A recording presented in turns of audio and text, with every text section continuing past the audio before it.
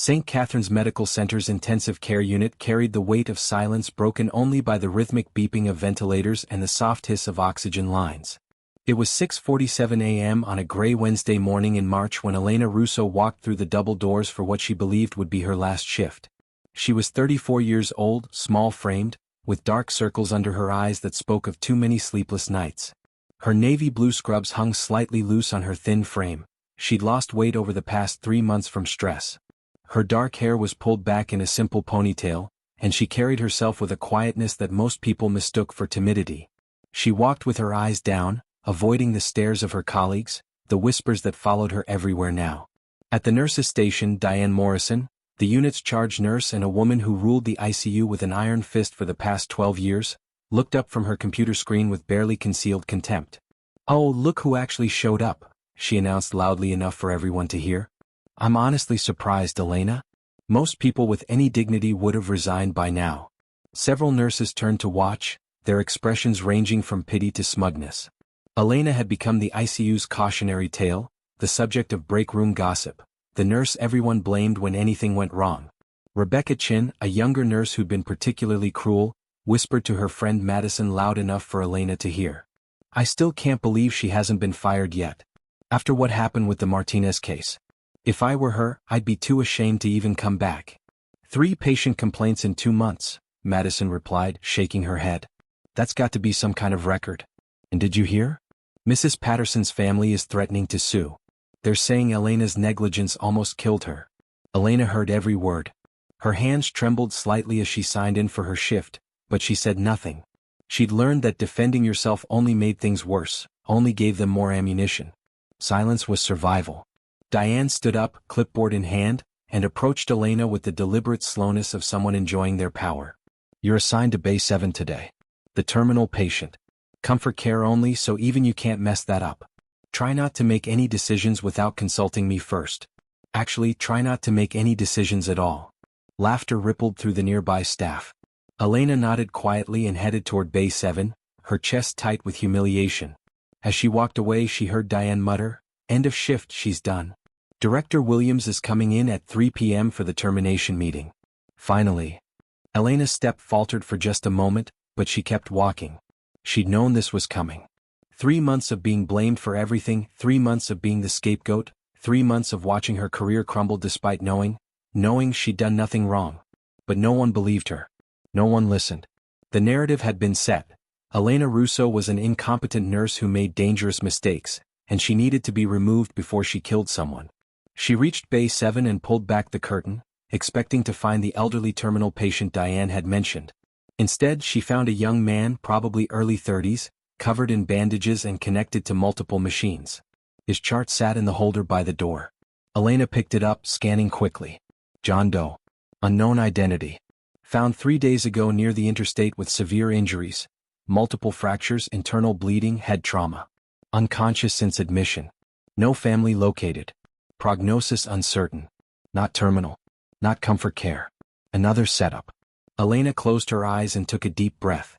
Of course Diane had lied. Of course this patient was critical and complicated.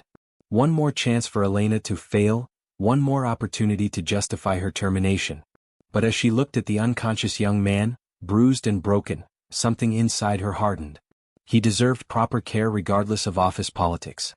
He deserved her best work regardless of what Diane said.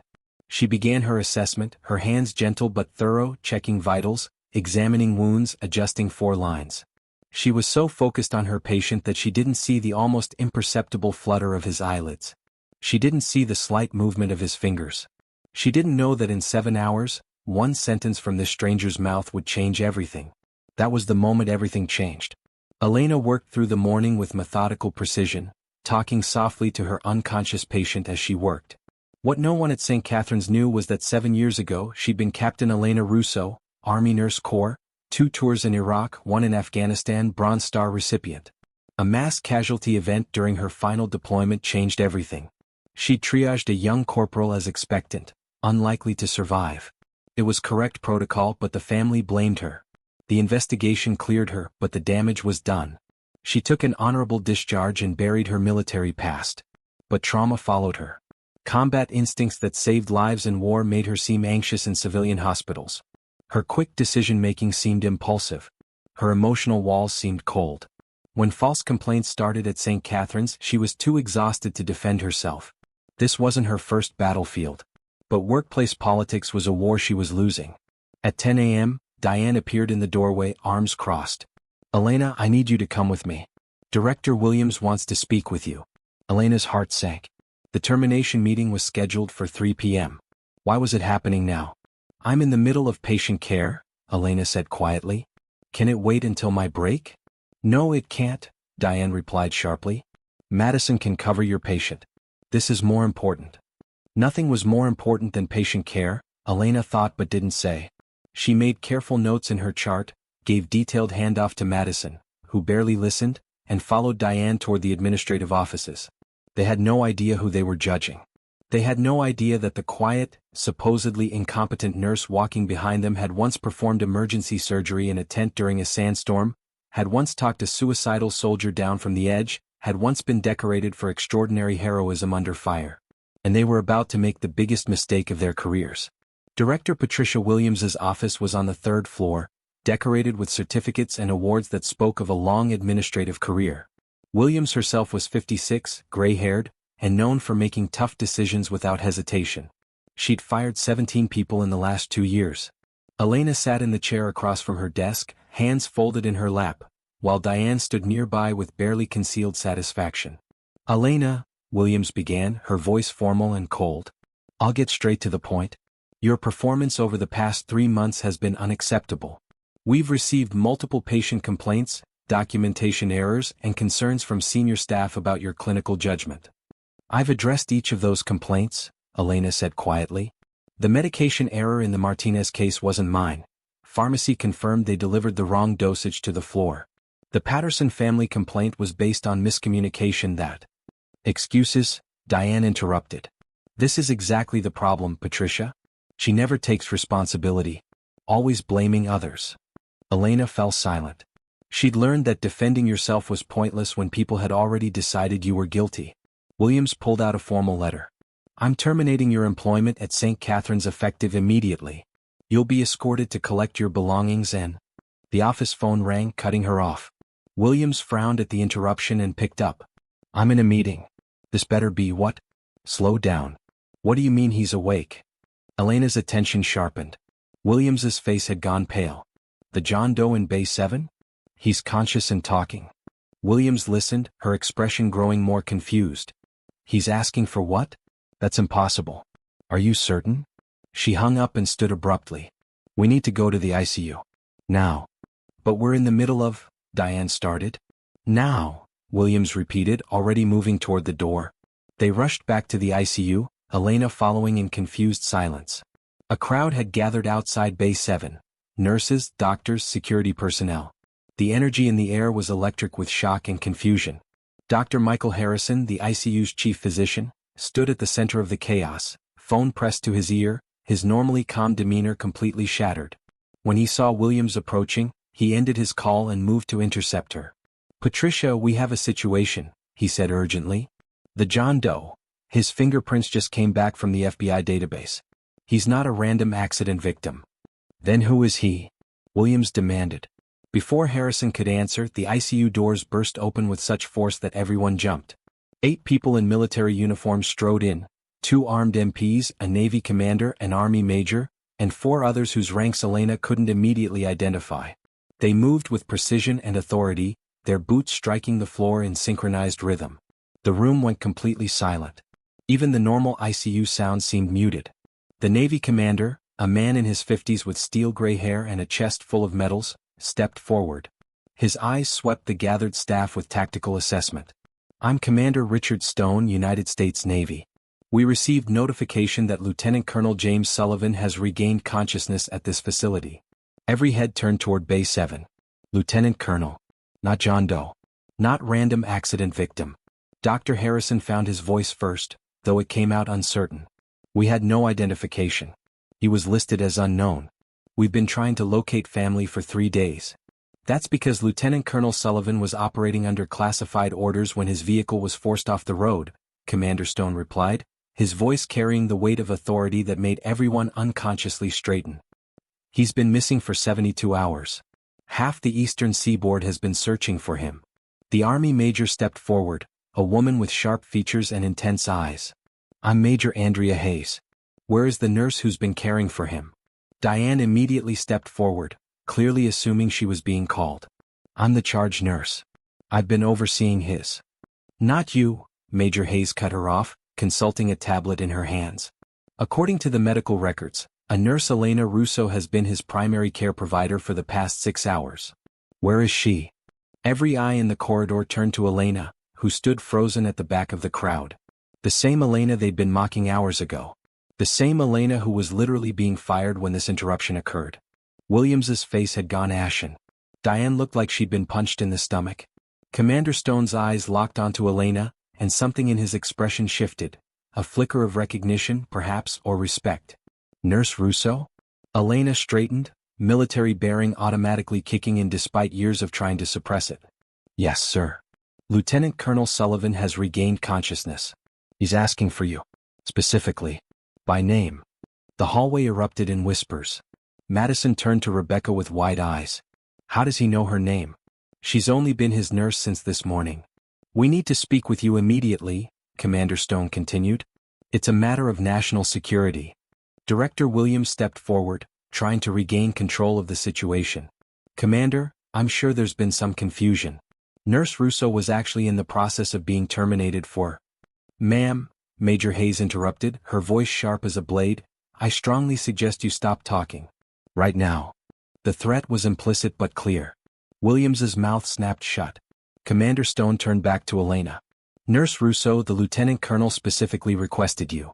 He said, and I quote, "Give me Captain Russo. I know she's here. I'd recognize her hands anywhere." The world seemed to tilt. Elena felt the blood drain from her face. Captain Russo. Her rank. Her old life. The identity she'd buried. That's impossible, Diane whispered. Elena's never been in the military. Her application said. With respect, ma'am, the commander cut her off, his eyes never leaving Elena.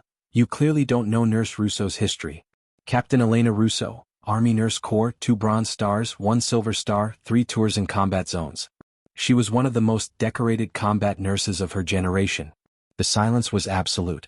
Rebecca's hand covered her mouth in shock. Madison had gone pale. Dr. Harrison stared at Elena like he'd never seen her before. Diane stammered, but that's, she never said. Because she didn't have to, Major Hayes replied coldly. Her service record is classified at the highest levels because of the operations she supported. The only reason we're disclosing it now is because Lieutenant Colonel Sullivan has made her identity relevant to his case. Commander Stone took a step closer to Elena. Captain, I'm sorry Nurse Russo, we need you. The Lieutenant Colonel has critical information about his mission, but he's refusing to speak to anyone except you. He trusts you. We need that trust right now. Elena stood frozen, 7 years of carefully constructed civilian life crumbling around her. All she could manage was a quiet, "Why me? I've only been his nurse for 6 hours." He said he knew the moment you touched him during assessment, Commander Stone replied. Said he could tell by your hands, by the way you checked his wounds, by the way you talked to him. He said, that's combat medicine. That's someone who's seen war. That's someone I can trust. The whispers exploded into full conversations. Elena could hear fragments. Decorated war hero? We've been treating her like garbage? Oh my God, what have we done? They weren't in the presence of a failing nurse being fired for incompetence. They were in the presence of a master, a warrior, someone who had served at the highest levels and then quietly continued serving without demanding recognition. Why her? Because Lieutenant Colonel James Sullivan recognized one of his own. Because in the darkness of unconsciousness, surrounded by strangers, he'd felt the touch of someone who understood war, who'd carried the same burdens, who'd made the same impossible choices. And that recognition was about to expose everything Elena had tried to bury. Elena walked into Bay 7 accompanied by Commander Stone and Major Hayes, leaving the stunned ICU staff in the hallway. The man in the bed was propped up now, conscious but clearly in pain. His eyes, sharp and intelligent despite the trauma, locked onto Elena immediately. Captain, he said, his voice rough but certain. Or is it just Elena now? Just Elena, she replied softly, approaching his bedside. I left that life behind, Colonel. But it never left you, he observed. I could tell the moment you started my assessment this morning. The way you checked for compartment syndrome, that's not standard civilian nursing. That's combat medicine. You were checking for crush injuries like you'd done it 1,000 times. Elena felt the weight of the military personnel behind her, listening to every word. How are you feeling, Colonel? You've been through significant trauma. I've had worse, he replied with a slight smile. Fallujah 2006. But you'd understand that, wouldn't you? Harrison told me you served in both Iraq and Afghanistan. Commander Stone stepped forward. Lieutenant Colonel Sullivan, we need your mission report. You were carrying classified intelligence when you were forced off the road. We need to know what you remember and what was compromised. Sullivan's expression hardened. I'll give you my report. But first I need to know, why was Captain Russo being fired? The question hung in the air like a grenade. Major Hayes glanced at Elena, then back to Sullivan. Sir, that's an internal hospital matter. It's not relevant to... It's absolutely relevant, Sullivan cut her off. Because I heard everything. I was conscious, locked in, unable to move or speak, but conscious. I heard the charge nurse tell someone this morning that Elena was being terminated at 3 p.m. I heard nurses mocking her, blaming her for mistakes she didn't make. And I'm telling you right now, if you've terminated the best combat nurse I've ever encountered, you've made a catastrophic mistake. Elena stared at him in shock. You've been conscious? Since when? Since yesterday afternoon, he admitted. Locked-in syndrome. I could hear, could feel, but couldn't respond. Do you know what that's like? Being trapped in your own body, aware of everything but unable to communicate. Elena's breath caught. She knew exactly what it was like. She treated patients with locked-in syndrome in combat hospitals. It was a nightmare, complete awareness with complete paralysis. The only thing that kept me sane, Sullivan continued, his voice gaining strength, was knowing that when you came on shift this morning, I was in capable hands. I recognized your touch, Elena. I've been treated by a lot of medical personnel in my career, field medics, combat nurses, civilian doctors. But your hands? They have the confidence that only comes from working under fire. From making life or death decisions while bullets fly. From knowing that hesitation kills. He turned to Commander Stone. You want my report? Here it is. I was transporting intelligence from Fort Bragg to the Pentagon. 2 vehicles forced me off Interstate 95. Professional job, they knew what they were doing. I managed to destroy my phone and laptop before impact, but I don't know if they retrieved anything from the crash site. That's all I remember until I woke up here. Major Hayes was typing rapidly on her tablet. Can you identify the vehicles? Black SUV, government plates. Inside job, Sullivan said flatly. They knew my route, knew my vehicle, knew my schedule. You've got a leak somewhere. The military personnel exchanged grim looks. This was bigger than a simple accident. Sullivan turned back to Elena. Now answer my question. Why were you being fired? Elena shook her head. It doesn't matter. It matters to me, he insisted. Because I was lying in this bed, locked in my own body, listening to incompetent people blame an expert for their mistakes. I heard that charge nurse, Diane, tell someone you made a medication error that almost killed a patient named Martinez. But I also heard you tell another nurse that pharmacy delivered the wrong dosage. Which is it? Elena's throat tightened.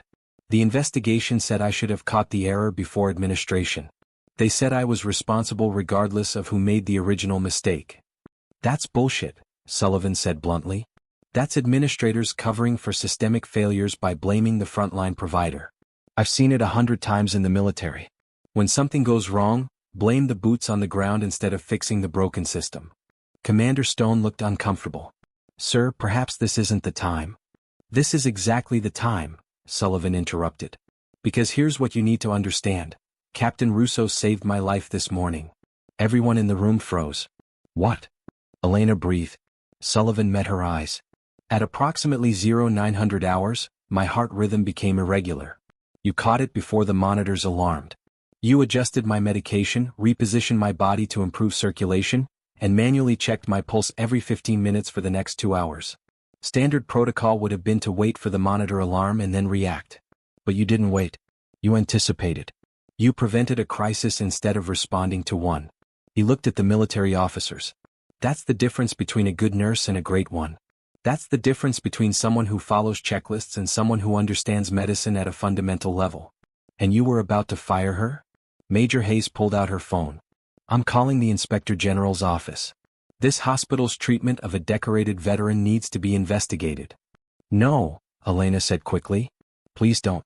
I just want to do my job. You deserve better than this place, Sullivan argued. Maybe, Elena acknowledged. But these patients deserve care. And if I leave, who's going to fight for them? The room fell silent. Here was the truth they'd all missed. Elena wasn't staying because she lacked options. She was staying because she still believed in the mission, caring for the vulnerable, advocating for the voiceless, doing the hard work that no one else wanted to do. Commander Stone studied Elena with new respect. The Navy needs combat nurse instructors at Bethesda. We'd fast-track your application. Full rank restoration, better pay, actual appreciation for your skills. Elena smiled sadly. I appreciate the offer, Commander. But I don't want to go back. I want to move forward. And right now that means being here. Sullivan shook his head, amazed. Still putting others first. Some things never change, Captain. I'm not a captain anymore, Elena said gently. I'm just a nurse trying to do right by my patients. You're more than that, Sullivan replied. You're proof that heroes don't always wear uniforms or carry weapons. Sometimes they wear scrubs and carry stethoscopes. Sometimes they work in silence, without recognition, because the work itself is enough. Major Hayes looked at Elena with something approaching awe. We owe you an apology. When we arrived, we assumed this hospital had been providing substandard care to a critical patient. We had no idea they had someone of your caliber. You had no idea because she never told you, Commander Stone added. Because she doesn't need validation. She just needs to serve. Outside in the hallway, the ICU staff had heard everything through the open door. Diane's face was ashen. Rebecca was crying. Madison looked like she might be sick. Dr. Harrison stood with his head bowed, the weight of his assumptions crushing him. They realized, all of them standing there in shame and shock, that they weren't in the presence of an incompetent nurse who deserved termination. They were in the presence of a master, someone who had served at the highest levels of military medicine and then continued serving without fanfare, without ego, without demanding the respect she'd more than earned. The quiet, supposedly inadequate nurse they'd tormented for months was actually one of the most qualified medical professionals in the entire hospital. And they'd been too blind, too arrogant, too comfortable in their judgments to see it. 2 hours later, as military investigators combed through Sullivan's case and the hospital administration scrambled to respond to the revelations, Elena returned to work. She had patients who needed care, and nothing, not shock, not vindication, not offers of better positions, would make her abandon them. But at 1:47 p.m., all hell broke loose. The code alarm blared throughout the ICU. Code Blue Bay 12. Code Blue Bay 12. Elena was closest. She ran toward Bay 12, her training taking over instantly. Inside, she found an elderly woman in full cardiac arrest. Mrs. Patterson, the patient whose family was threatening to sue. The day shift nurse, Emily, stood frozen at the bedside, panic in her eyes. She was fine, and then I don't know what to do. Start compressions, Elena commanded, her voice cutting through the panic with absolute authority. Now. Lock your elbows, compress at least 2 inches deep, count out loud. Emily scrambled to comply while Elena assessed the situation with combat-honed speed. Monitor showed asystole, flatline. No electrical activity in the heart. The worst kind of cardiac arrest. Dr. Harrison burst through the door, code team behind him. What V we got? Asystole arrest, unknown downtime but likely less than 1 minute based on the monitor, Elena reported crisply, already drawing up medications. Patient is DNR/DNI. Harrison's eyes widened. Then why are we coding her? Because her DNR was suspended this morning at family's request, Elena replied, continuing to work. Check the chart. Daughter signed the modification at 6 a.m. Family wants full code status during her son's wedding this weekend. After that, DNR goes back into effect. Harrison grabbed the chart, confirmed it. You're right. Okay, continue CPR. Someone get me the crash cart. Elena was already there, for medications drawn, defibrillator pads ready even though they were useless in asystole. She needs epinephrine 1 mg for push. Possible causes, hyperkalemia given her kidney disease. Recommend calcium chloride and bicarb. How do you know her kidney disease? Harrison asked, administering the epinephrine. Because I actually read her chart when she was admitted last week, Elena replied. Before I was removed from her care because her family complained that I was too cold. She placed the defibrillator pads anyway, knowing that if they could get any rhythm back, even a shockable one, they'd need to be ready. Continue compressions. Switch out every 2 minutes. Someone time this. The code continued. 2 minutes. 5 minutes. 8 minutes. Emily was crying as she did compressions, exhausted and scared. Other nurses rotated in, taking turns. Elena orchestrated everything with calm precision: medication timing, compression depth, airway management. At the 12-minute mark, Harrison said quietly, "Elena, it's been too long. We should call it." "No," Elena replied firmly. "Not yet. Look at her pupils, they're still reactive. Her skin is still warm. Her last labs showed excellent oxygenation. She's got a fighting chance if we don't give up." 12 minutes of asystole. "I've seen longer survivals," Elena cut him off. "In Kandahar, we coded a soldier for 18 minutes and he walked out of that hospital. I'm not calling this until her body tells me it's over." She prepared another round of medications. "Give calcium chloride now.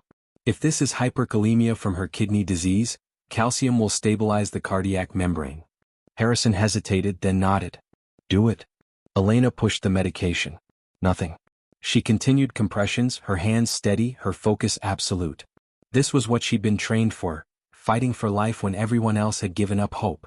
At the 15-minute mark, someone whispered, "This is futile." Elena didn't raise her voice. She didn't yell. She just acted. "One more round," she said calmly. "Epinephrine, another milligram." And someone prepped the external pacer. "If we can't get electrical activity spontaneously, we'll force it." "The pacer won't work in asystole," Harrison argued. "Not in true asystole," Elena agreed, still doing compressions. "But if there's any fine electrical activity we're not seeing on this monitor, the pacer might capture it. It's a last resort, but we've got nothing to lose." She placed the pacing pads while another nurse took over compressions. Set the pacer to maximum output. Delivered the shock. Nothing. Another compression cycle. Another shock. Nothing. One more time. Elena's hands were cramping from the compressions, her shoulders aching, but she didn't stop. The monitor beeped. What? A tiny blip of electrical activity. There. Elena pointed. Again. Another shock from the pacer. Another tiny blip. Then another. Then a wavering, irregular rhythm began to appear on the screen. "We've got something," Harrison said, disbelief in his voice. "It's chaotic, but it's something." Elena immediately adjusted medications. "Start an amiodarone drip to stabilize the rhythm. Decrease the pacer rate slowly, let's see if her heart can maintain on its own." Over the next 5 minutes, Mrs. Patterson's heart rhythm stabilized. Weak but present. She remained unconscious but alive. The code team stood in stunned silence. 17 minutes of cardiac arrest, and Elena had brought her back. That's when respect became permanent. Dr. Harrison looked at Elena with completely new eyes. "I've been an ICU physician for 20 years. I've never seen anyone fight that hard for a patient. Or succeed against those odds." Elena was breathing hard from exertion, sweat on her forehead, but her voice was steady. She deserved the chance. Her family deserves to say goodbye. That's all I was giving her, a chance. Rebecca, who'd been assisting during the code, spoke up quietly. "The family, they complained about you. They said you were negligent and cold. But you just saved her life." "I didn't save her life for gratitude," Elena replied, checking Mrs. Patterson's vital signs with practiced efficiency. "I did it because it's my job. Because she's a human being who deserves every possible effort. The family's opinion of me is irrelevant." Emily, the nurse who'd frozen during the crisis, approached hesitantly. "How did you stay so calm?" "I panicked. I didn't know what to do." Elena's expression softened. "You learn calmness in situations where panic means death. In a combat hospital, you don't have the luxury of freezing. You act or people die. It becomes reflex." She paused. "But everyone starts somewhere, Emily. You did fine once you got going." "I did compressions," Emily said. "You saved her." "We saved her," Elena corrected. "This is teamwork, not individual heroics." Major Hayes had been watching from the doorway, having responded to the code alarm. She approached Elena with deep respect in her eyes. "That was extraordinary. The military would be lucky to have you back." "The military did have me," Elena replied quietly. "Now these patients have me. It's where I'm supposed to be." Outside the code room, a crowd had gathered. Staff members who'd heard about the 17-minute code, who'd witnessed Elena's refusal to give up, who'd seen her bring someone back from what should have been death. Diane stood at the back of the crowd, her earlier contempt replaced by something else. Shame perhaps.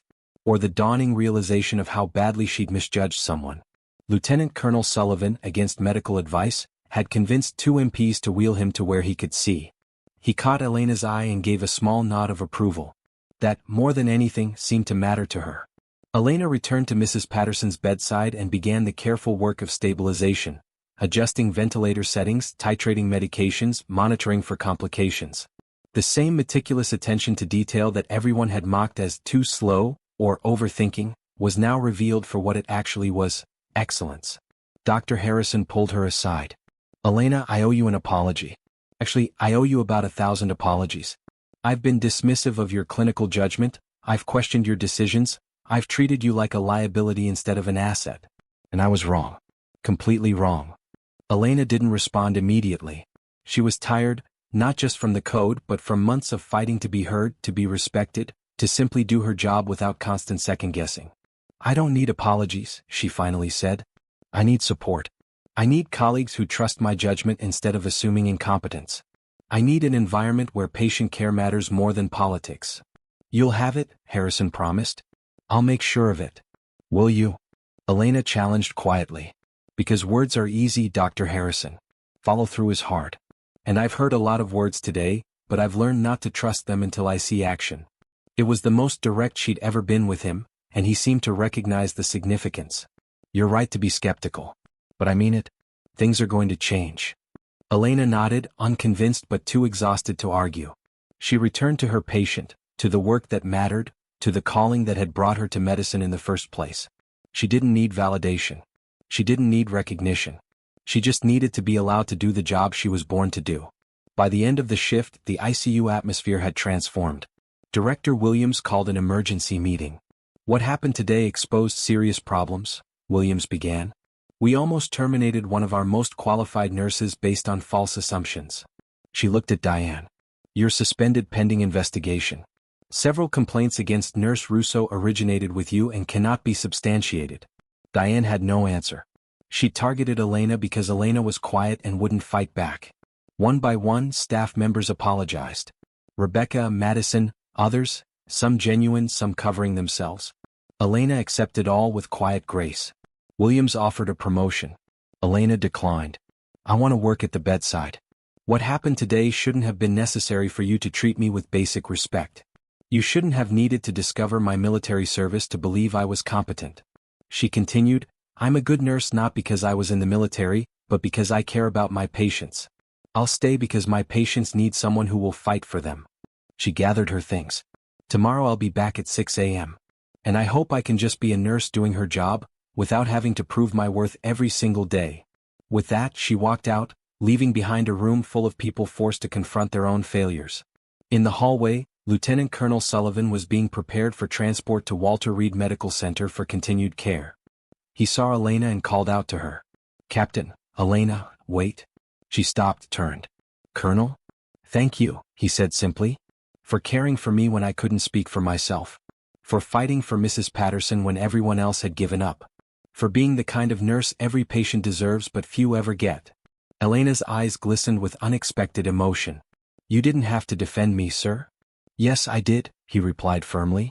Because I was in that bed, helpless and scared, and you treated me with dignity. You talked to me like I was a person, not a problem. You gave me hope even when you didn't know I could hear you. That deserves to be recognized. He reached out and Elena took his hand. The world needs more people like you, Sullivan said. People who serve quietly, who do the right thing even when no one's watching, who fight for others instead of for themselves. Don't let anyone dim that light. Elena nodded, unable to speak around the lump in her throat. And Captain? Sullivan added with a slight smile. Once a warrior, always a warrior. You left the uniform behind but you're still fighting. Still serving. Still saving lives. That makes you a hero in my book, whether you accept the title or not. As Sullivan was wheeled away, Elena stood in the quiet hallway and let herself feel, really feel, for the first time in months. The exhaustion, the vindication, the relief, the lingering pain of months of mistreatment. All of it washed over her in a wave. She didn't need their apologies. She didn't need their newfound respect.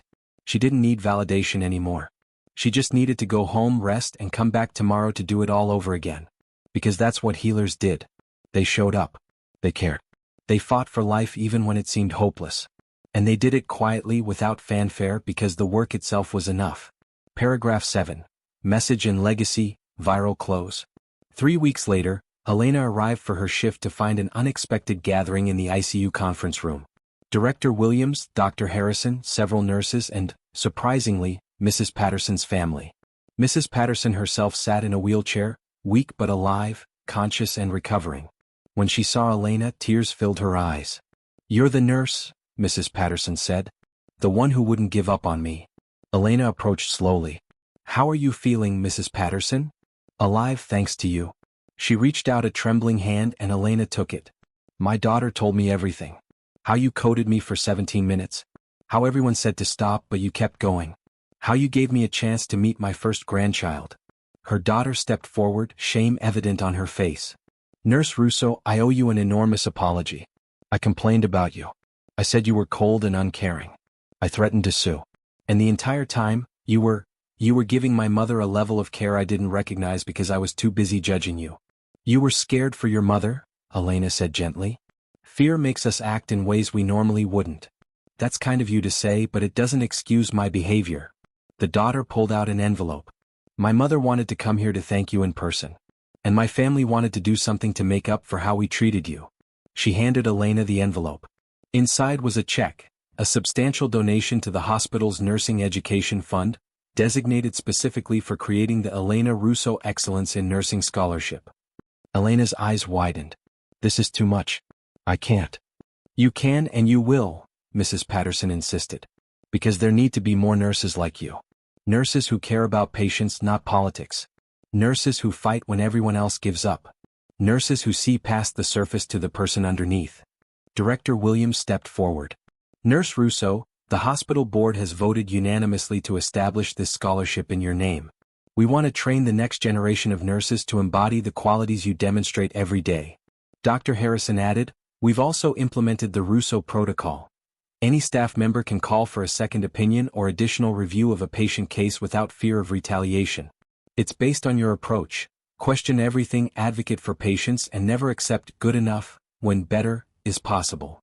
Elena looked around the room, seeing faces that had once been hostile now filled with genuine respect. Not because she demanded it, but because she'd earned it through consistent, excellent care. "I don't know what to say," she admitted quietly. "Say you'll keep being exactly who you are." Lieutenant Colonel Sullivan's voice came from the doorway. He stood there in his dress uniform, still recovering but determined to be present. "Say you'll keep fighting for patients who can't fight for themselves. Say you'll keep showing the world what true heroism looks like." He walked to the front of the room and removed something from his pocket, a small velvet box. "The Department of Defense wanted to recognize your actions in my case. While I was unconscious and classified intelligence was at risk, you provided care that not only saved my life but prevented potential complications that could have delayed my recovery and compromised national security." He opened the box, revealing a medal. "By order of the Secretary of Defense, you are hereby awarded the Defense Civilian Service Medal for exceptional service to the military. Few civilians ever receive this honor, Elena. You've earned it twice over." Elena stared at the medal, memories of her military service flooding back. The good and the bad, the lives saved and the lives lost, the person she used to be and the person she'd become. "I'm just a nurse doing my job," she whispered. "You're more than that," Sullivan replied, pinning the medal on her scrubs. "You're proof that the most dangerous people are the quiet ones. Not dangerous in violence, but dangerous to ignorance, to injustice, to the idea that loud equals competent. You're dangerous to anyone who mistakes silence for weakness." He stepped back and saluted her, a full military salute, crisp and respectful. Elena reflexively returned it. The room erupted in applause. Staff members who'd mocked her, patients who'd misjudged her, administrators who'd almost fired her. All of them clapping for the quiet nurse who'd never asked for recognition but had earned it through unwavering commitment to excellence. Later, after the ceremony ended and the crowd dispersed, Elena found herself alone in the break room with the medal in her hands. It was beautiful, gold and blue, heavy with significance. But what mattered more was the patient down the hall who needed medication. The family that needed comfort. The new nurse who needed mentoring. The work that would be waiting for her tomorrow and the day after and the day after that. Some heroes don't announce themselves. They don't post about their achievements on social media. They don't demand recognition or insist on special treatment. They simply show up, day after day and do the hard, unglamorous work of caring for others. Elena Russo was one of those heroes. Mocked for her silence. Underestimated for her humility. Almost fired for refusing to play political games. But when the moment demanded it, when lives hung in the balance, she stepped forward with the quiet competence that changes everything. They wait until the world calls their name. And when it does, they answer not with pride but with purpose. Not with arrogance but with action. Not with words, but with the steady hands and compassionate heart that define true excellence. The most dangerous people are the quiet ones. Because they possess strength that doesn't need to be announced, competence that doesn't need to be defended, and character that speaks louder than any words ever could. Elena pinned the medal to her locker, changed into fresh scrubs and headed back to the ICU. Mrs. Patterson needed her vitals checked. A new admit was coming from the ER. A family needed an update. The work continued. Quietly. Humbly. Excellently. Just as it always had. Just as it always would. Because some things, like dedication, compassion, and the calling to serve, don't need recognition to be real. They just need to be lived, one patient at a time, one shift at a time, one quiet act of heroism at a time. And Elena Russo? She was living it every single day. The end.